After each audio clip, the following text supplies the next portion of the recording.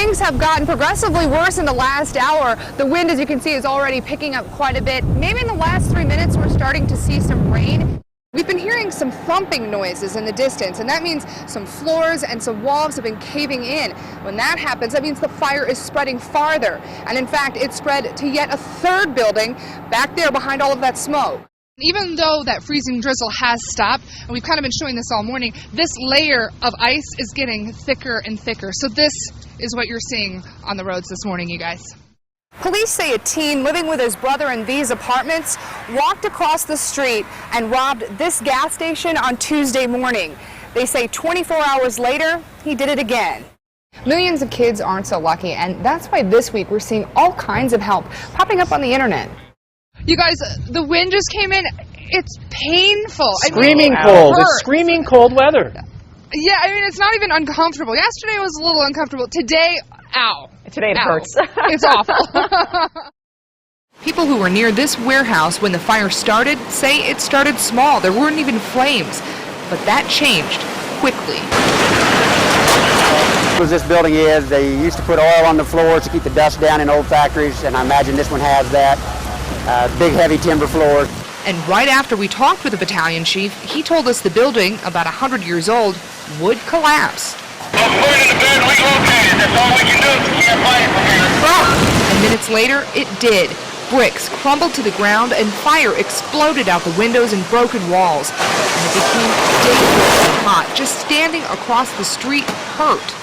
The flames from the warehouse shot across some railroad tracks and set this building right behind me on fire. Now that's another business. And we've been hearing some thumping noises in the distance, and that means some floors and some walls have been caving in. When that happens, that means the fire is spreading farther. And in fact, it spread to yet a third building back there behind all of that smoke. And right next to that third building, a neighborhood full of homes and scared people watching that fire come closer. It looks like a tornado with the wind blowing. I mean, the wind's pretty bad, so I know it's got to be hard for the firefighters. Tracy Johnson says she was afraid for herself, her husband, and her 3 kids. Just makes you wonder, how far is it going to go? You know, it's already pretty bad.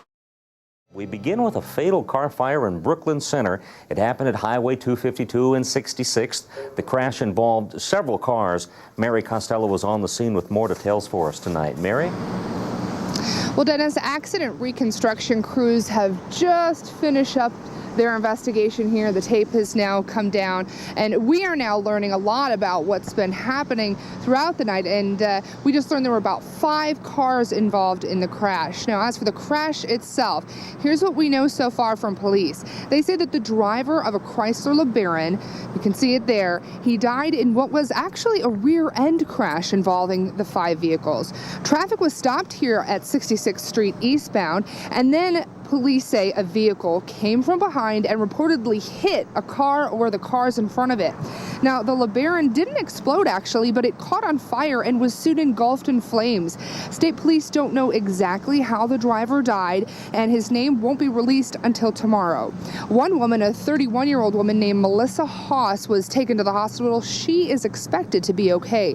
2 other people were also treated for injuries in this crash. State police say if we should know one thing about this crash, it was alcohol related on a night with wet roads. And these roads are getting wetter, and you know they're going to become more slippery, especially to the north. So Dennis, unfortunately, this is a reminder about the dangers of drinking and driving. All right, so 1 fatality, 1 person taken to the hospital, but we think she'll be okay. But she's okay, correct. Lieutenant Ralph Wildenhaus was 21 years old when his plane crashed during World War II. He was buried in Dayton, but all of his possessions, somehow in the last 60 years, lost. Until this trunk showed up at a garage sale 2 weeks ago in St. Petersburg, Florida. Susan Zaffeder and her husband wouldn't be adding it to their antique collection. Joe and I looked at it for a little while and realized that this was someone's life. After searching online, Susan found Rosemary Brunn, Ralph's only surviving sister, in Dayton, Ohio. And Thursday, Susan and her husband sent the trunk up north. I think I'm kind of nervous. My heart was going 100 miles an hour. Bring that trunk in. Bringing that trunk in, yes. How are you today, ma'am? Hi. just fine, thank you. Where would you like me to put this, inside? Yes.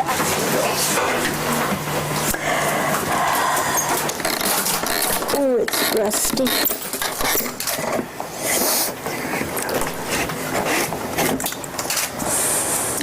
Oh my goodness. Oh my goodness me. Inside were the things Rosemary had heard about and seen on TV, but now she could hold them in her hand. Oh, I just don't know what to grab first.